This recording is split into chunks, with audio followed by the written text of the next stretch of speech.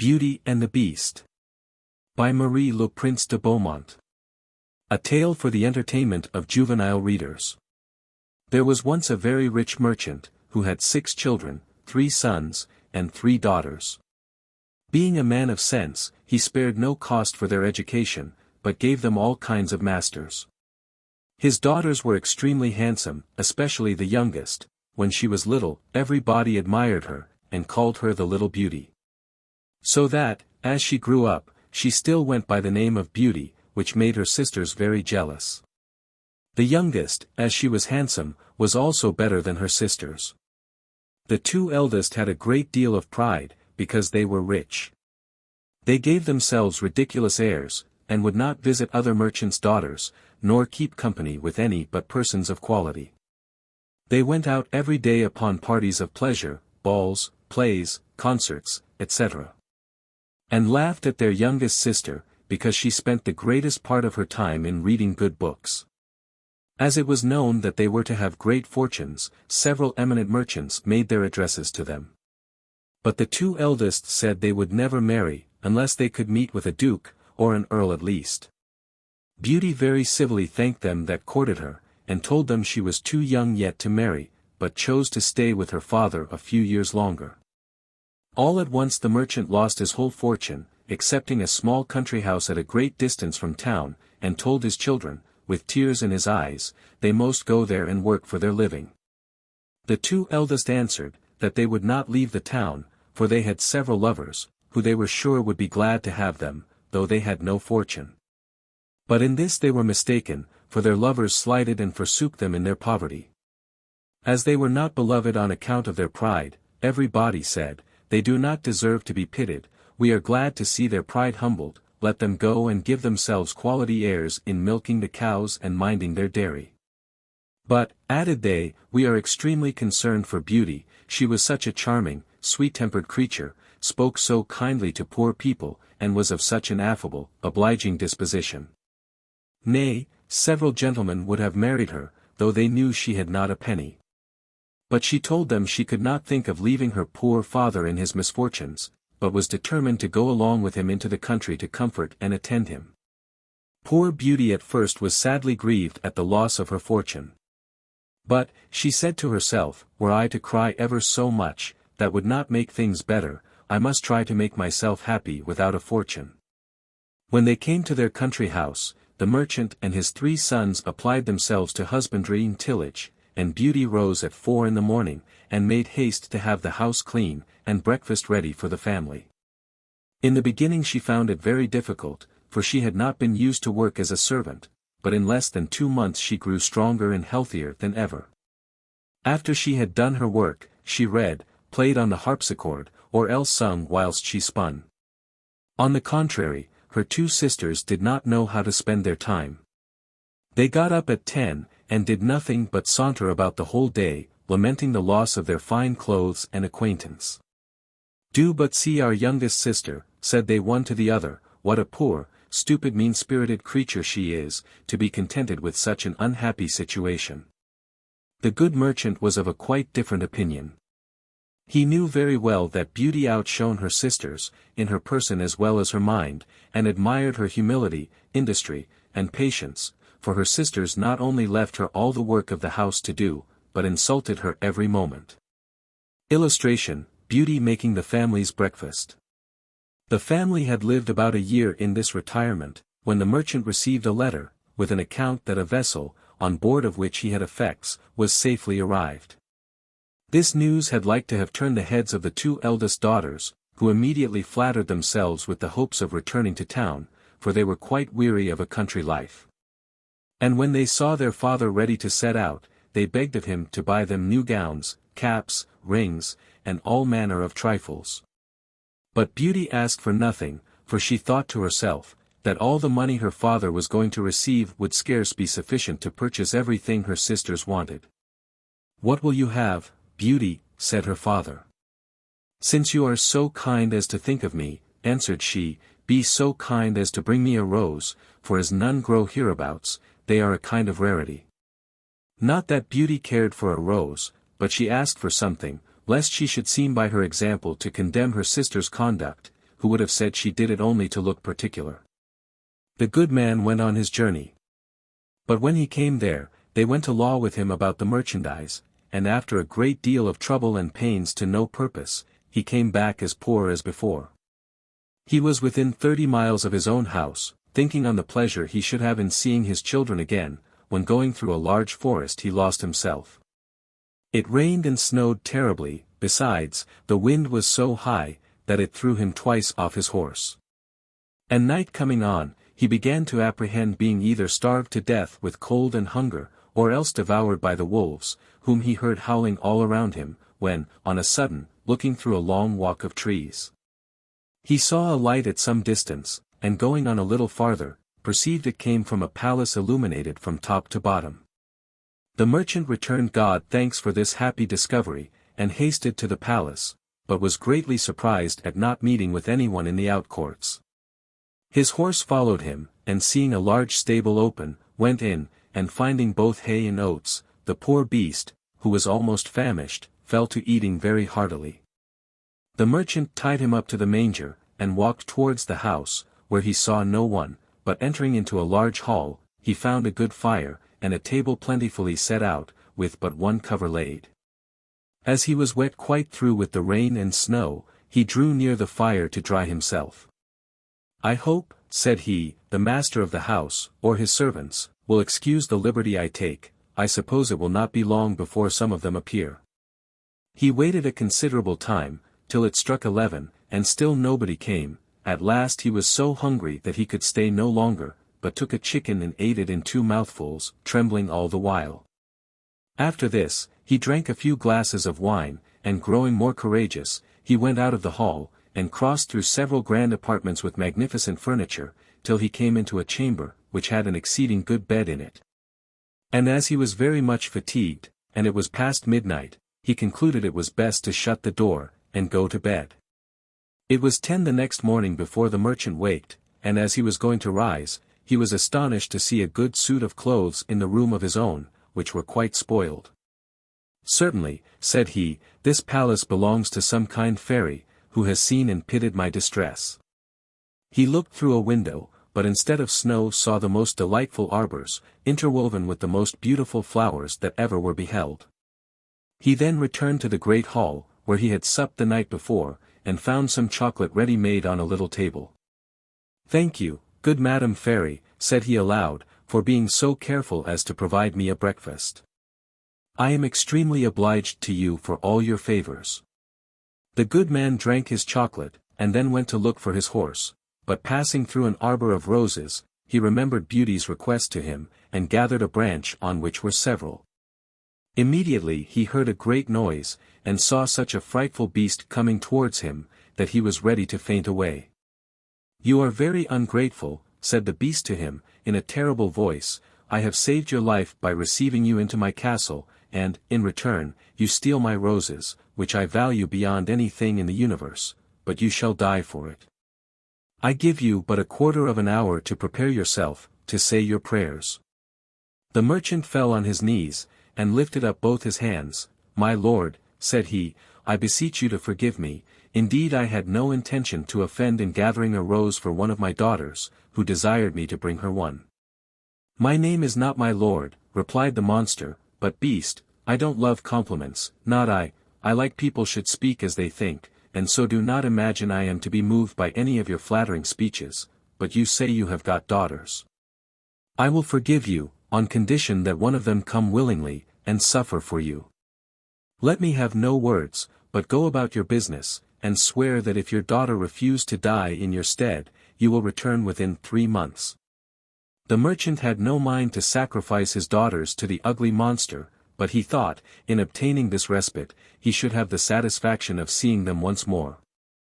So he promised upon oath, he would return, and the beast told him he might set out when he pleased, but, added he, you shall not depart empty-handed. Go back to the room where you lay, and you will see a great empty chest. Fill it with whatever you like best, and I will send it to your home, and at the same time beast withdrew. Well, said the good man to himself, if I must die, I shall have the comfort, at least, of leaving something to my poor children. He returned to the bedchamber, and finding a great quantity of broad pieces of gold, he filled the great chest the beast had mentioned, locked it, and afterwards took his horse out of the stable. Leaving the palace with as much grief as he had entered it with joy. The horse, of his own accord, took one of the roads of the forest, and in a few hours the good man was at home. His children came around him, but, instead of receiving their embraces with pleasure, he looked on them, and, holding up the branch he had in his hands, he burst into tears. "Here, Beauty," said he, "take these roses. But little do you think how dear they are like to cost your unhappy father," and then related his fatal adventure. Immediately the two eldest set up lamentable outcries, and said all manner of ill-natured things to Beauty, who did not cry at all. "Do but see the pride of that little wretch," said they, "she would not ask for fine clothes, as we did, but no, truly, Miss wanted to distinguish herself. So now she will be the death of our poor father, and yet she does not so much as shed a tear." "Why should I?" answered Beauty, "it would be very needless, for my father shall not suffer upon my account, since the monster will accept of one of his daughters, I will deliver myself up to all his fury. And I am very happy in thinking that my death will save my father's life, and be a proof of my tender love for him." "No, sister," said her 3 brothers, "that shall not be, we will go find the monster, and either kill him, or perish in the attempt." "Do not imagine any such thing, my sons," said the merchant, "Beast's power is so great, that I have no hopes of your overcoming him. I am charmed with Beauty's kind and generous offer, but I cannot yield to it. I am old, and have not long to live, so can only lose a few years, which I regret for your sakes alone, my dear children." "Indeed, father," said Beauty, "you shall not go to the palace without me, you cannot hinder me from following you." It was to no purpose all they could say. Beauty still insisted on setting out for the fine palace, and her sisters were delighted at it, for her virtue and amiable qualities made them envious and jealous. Illustration: Beauty delivered up to the beast. The merchant was so afflicted at the thoughts of losing his daughter, that he had quite forgot the chest full of gold.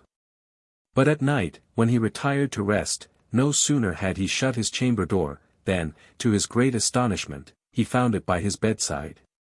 He was determined, however, not to tell his children that he was grown rich, because they would have wanted to return to town, and he was resolved not to leave the country.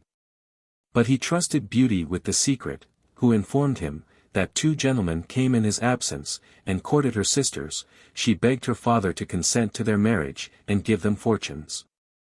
For she was so good, that she loved them, and forgave them heartily all their ill usage. These wicked creatures rubbed their eyes with an onion, to force some tears when they parted with their sister, but her brothers were really concerned. Beauty was the only one who did not shed tears at parting, because she would not increase their uneasiness. The horse took the direct road to the palace. And towards evening they perceived it illuminated as at first. The horse went of himself into the stable, and the good man and his daughter came into the great hall, where they found a table splendidly served up, and 2 covers. The merchant had no heart to eat, but Beauty endeavored to appear cheerful, sat down to table, and helped him. Afterwards, thought she to herself, Beast surely has a mind to fatten me before he eats me, since he provides such a plentiful entertainment. When they had supped, they heard a great noise, and the merchant, all in tears, bid his poor child farewell, for he thought Beast was coming. Beauty was sadly terrified at his horrid form, but she took courage as well as she could, and the monster having asked her if she came willingly, "Yes," said she, trembling. "You are very good, and I am greatly obliged to you. Honest man, go your ways tomorrow morning, but never think of returning here again. Farewell, Beauty." "Farewell, Beast," answered she, and immediately the monster withdrew. "Oh, daughter," said the merchant, embracing Beauty, "I am almost frightened to death. Believe me, you had better go back, and let me stay here." "No, father," said Beauty, in a resolute tone, "you shall set out tomorrow morning, and leave me to the care and protection of Providence." They went to bed, and thought they should not close their eyes all night. But scarce were they laid down, than they fell fast asleep, and Beauty dreamed. A fine lady came, and said to her, "I am content, Beauty, with your good will. This good action of yours, in giving up your own life to save your father's, shall not go unrewarded." Beauty waked, and told her father her dream, and though it helped to comfort him a little, yet he could not help crying bitterly, when he took leave of his dear child. As soon as he was gone, Beauty sat down in the great hall, and fell a-crying likewise, but as she was mistress of a great deal of resolution, she recommended herself to God, and resolved not to be uneasy the little time she had to live. For she firmly believed Beast would eat her up that night. However, she thought she might as well walk about till then, and view this fine castle, which she could not help admiring. It was a delightful pleasant place, and she was extremely surprised at seeing a door, over which was wrote, "Beauty's apartment." She opened it hastily, and was quite dazzled with the magnificence that reigned throughout. But what chiefly took up her attention, was a large library, a harpsichord, and several music books. "Well," said she to herself, "I see they will not let my time hang heavy on my hands for want of amusement." Then she reflected, were I but to stay here a day, there would not have been all these preparations. This consideration inspired her with fresh courage. And opening the library, she took a book, and read these words in letters of gold. "Welcome, Beauty, banish fear. You are queen and mistress here. Speak your wishes, speak your will. Swift obedience meets them still."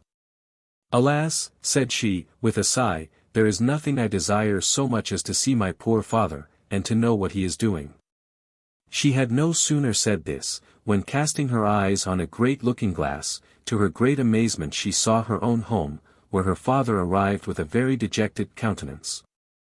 Her sisters went to meet him, and, notwithstanding their endeavors to appear sorrowful, their joy, felt for having got rid of their sister, was visible in every feature. A moment after, everything disappeared. And Beauty's apprehensions at this proof of Beast's complaisance. Illustration, Beauty looking in the glass. At noon she found dinner ready, and while at table, was entertained with an excellent concert of music, though without seeing anybody, but at night, as she was going to sit down to supper, she heard the noise Beast made, and could not help being sadly terrified. "Beauty," said the monster, "will you give me leave to see you sup?" "That is as you please," answered Beauty, trembling. "No," replied the Beast, "you alone are mistress here. You need only bid me begone, if my presence is troublesome, and I will immediately withdraw. But tell me, do not you think me very ugly?" "That is true," said Beauty, "for I cannot tell a lie, but I believe you are very good-natured." "So I am," said the monster, "but then, besides my ugliness, I have no sense. I know very well that I am a poor, silly, stupid creature." "'Tis no sign of folly to think so," replied Beauty, "for never did fool know this, or had so humble a conceit of his own understanding." "Eat then, Beauty," said the monster, "and endeavor to amuse yourself in your palace. For everything here is yours, and I should be very uneasy if you were not happy." "You are very obliging," answered Beauty Winkyface. "I own I am pleased with your kindness, and when I consider that, your deformity scarce appears." "Yes, yes," said the Beast, "my heart is good, but still I am a monster." "Among mankind," says Beauty, "there are many that deserve that name more than you, and I prefer you, just as you are, to those, who, under a human form, hide a treacherous, corrupt, and ungrateful heart." "If I had sense enough," replied the Beast, "I would make a fine compliment to thank you, but I am so dull, that I can only say, I am greatly obliged to you." Beauty ate a hearty supper, and had almost conquered her dread of the monster. But she had like to have fainted away, when he said to her, "Beauty, will you be my wife?" She was some time before she durst answer, for she was afraid of making him angry, if she refused. At last, however, she said, trembling, "No, Beast." Immediately the poor monster began to sigh, and hissed so frightfully, that the whole palace echoed. But Beauty soon recovered her fright, for Beast having said, in a mournful voice, "Then farewell," Beauty left the room. And only turned back, now and then, to look at her as he went out. When Beauty was alone, she felt a great deal of compassion for poor Beast. Alas, said she, 'tis 1,000 pities any thing so good-natured should be so ugly. Beauty spent 3 months very contentedly in the palace. Every evening Beast paid her a visit, and talked to her during supper, very rationally, with plain good common sense, but never with what the world calls wit. And Beauty daily discovered some valuable qualifications in the monster, and seeing him often, had so accustomed her to his deformity, that, far from dreading the time of his visit, she would often look on her watch to see when it would be 9. For the Beast never missed coming at that hour. There was but one thing that gave Beauty any concern, which was, that every night, before she went to bed, the monster always asked her, if she would be his wife. One day she said to him, Beast, you make me very uneasy, I wish I could consent to marry you, but I am too sincere to make you believe that will ever happen. I shall always esteem you as a friend, endeavor to be satisfied with this. I must, said the Beast, for, alas, I know too well my own misfortune, but then I love you with the tenderest affection. However, I ought to think myself happy that you will stay here, promise me never to leave me. Beauty blushed at these words. She had seen in her glass, that her father had pined himself sick for the loss of her, and she longed to see him again. I could, answered she, indeed promise never to leave you entirely, but I have so great a desire to see my father, that I shall fret to death, if you refuse me that satisfaction. I had rather die myself, said the monster, than give you the least uneasiness. I will send you to your father, you shall remain with him, and poor Beast will die with grief. No, said Beauty, weeping, I love you too well to be the cause of your death. I give you my promise to return in a week. You have shown me that my sisters are married, and my brother's gone to the army. Only let me stay a week with my father, as he is alone. You shall be there tomorrow morning, said the Beast, but remember your promise. You need only lay your ring on the table before you go to bed, when you have a mind to come back. Farewell, Beauty. Beast sighed as usual, bidding her good night. And Beauty went to bed very sad at seeing him so afflicted. When she waked the next morning, she found herself at her father's, and having rang a little bell, that was by her bedside, she saw the maid come. Who, the moment she saw her, gave a loud shriek, at which the good man ran upstairs, and thought he should have died with joy to see his dear daughter again. He held her fast locked in his arms above a quarter of an hour. As soon as the first transports were over, Beauty began to think of rising, and was afraid she had no clothes to put on, but the maid told her, that she had just found, in the next room, a large trunk full of gowns, covered with gold and diamonds. Beauty thanked good Beast for his kind care, and taking one of the plainest of them, she intended to make a present of the others to her sisters. She scarce had said so, when the trunk disappeared. Her father told her, that Beast insisted on her keeping them herself, and immediately both gowns and trunk came back again. Illustration, Beauty at supper with the Beast. Beauty dressed herself. And in the meantime they sent to her sisters, who hasted thither with their husbands. They were both of them very unhappy. The eldest had married a gentleman, extremely handsome indeed, but so fond of his own person, that he was full of nothing but his own dear self, and neglected his wife. The second had married a man of wit, but he only made use of it to plague and torment everybody, and his wife most of all. Beauty's sisters sickened with envy, when they saw her dressed like a princess, and more beautiful than ever. Nor could all her obliging affectionate behavior stifle their jealousy, which was ready to burst when she told them how happy she was. They went down into the garden to vent it in tears. And said one to the other, In what is this little creature better than us, that she should be so much happier? Sister, said the eldest, a thought just strikes my mind. Let us endeavor to detain her above a week, and perhaps the silly monster will be so enraged at her for breaking her word, that he will devour her. Right, sister, answered the other, therefore we must shew her as much kindness as possible. After they had taken this resolution, they went up, and behaved so affectionately to their sister, that poor Beauty wept for joy. When the week was expired, they cried and tore their hair, and seemed so sorry to part with her, that she promised to stay a week longer.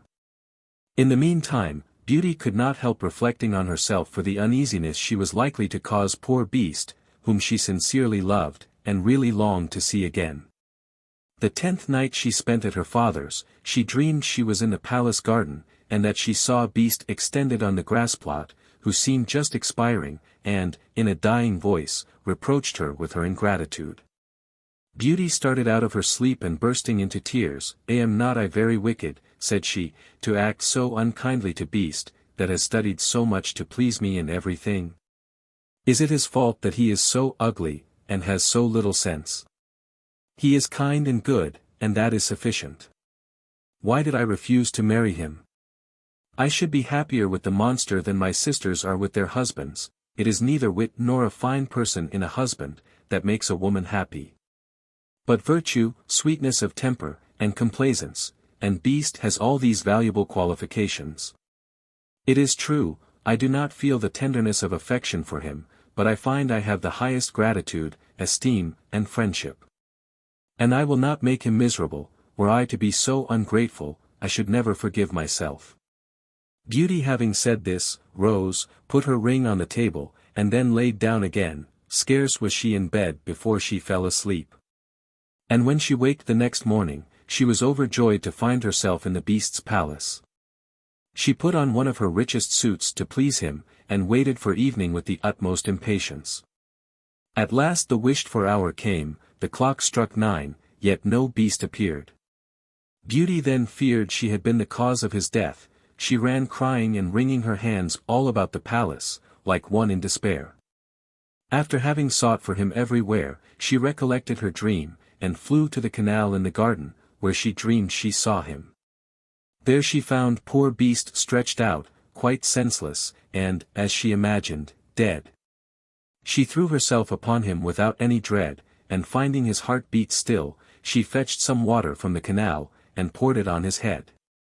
Beast opened his eyes, and said to Beauty, "You forgot your promise, and I was so afflicted for having lost you, that I resolved to starve myself, but since I have the happiness of seeing you once more, I die satisfied." "No, dear beast," said Beauty, "you must not die, live to be my husband. From this moment I give you my hand, and swear to be none but yours." "Alas! I thought I had only a friendship for you, but, the grief I now feel convinces me, that I cannot live without you." Beauty scarcely had pronounced these words, when she saw the palace sparkle with light. And fireworks, instruments of music, everything, seemed to give notice of some great event, but nothing could fix her attention. She turned to her dear beast, for whom she trembled with fear, but how great was her surprise! Beast had disappeared, and she saw, at her feet, one of the loveliest princes that I ever beheld, who returned her thanks for having put an end to the charm, under which he had so long resembled a beast. Though this prince was worthy of all her attention, she could not forbear asking where Beast was. "You see him at your feet," said the prince. "A wicked fairy had condemned me to remain under that shape till a beautiful virgin should consent to marry me. The fairy likewise enjoined me to conceal my understanding. There was only you in the world generous enough to be won by the goodness of my temper, and in offering you my crown, I can't discharge the obligations I have to you." Beauty, agreeably surprised, gave the charming prince her hand to rise. They went together into the castle, and Beauty was overjoyed to find, in the great hall, her father and his whole family, whom the beautiful lady, that appeared to her in her dream, had conveyed thither. "Beauty," said this lady, "come and receive the reward of your judicious choice. You have preferred virtue before either wit or beauty, and deserve to find a person in whom all these qualifications are united. You are going to be a great queen. I hope the throne will not lessen your virtue, or make you forget yourself. As to you, ladies," said the fairy to Beauty's 2 sisters, "I know your hearts, and all the malice they contain, become 2 statues. But, under this transformation, still retain your reason. You shall stand before your sister's palace gate, and be it your punishment to behold her happiness, and it will not be in your power to return to your former state till you own your faults. But I am very much afraid that you will always remain statues. Pride, anger, gluttony, and idleness, are sometimes conquered, but the conversion of a malicious and envious mind is a kind of miracle." Immediately the fairy gave a stroke with her wand, and in a moment all that were in the hall were transported into the prince's palace. His subjects received him with joy, he married Beauty, and lived with her many years. And their happiness, as it was founded on virtue, was complete.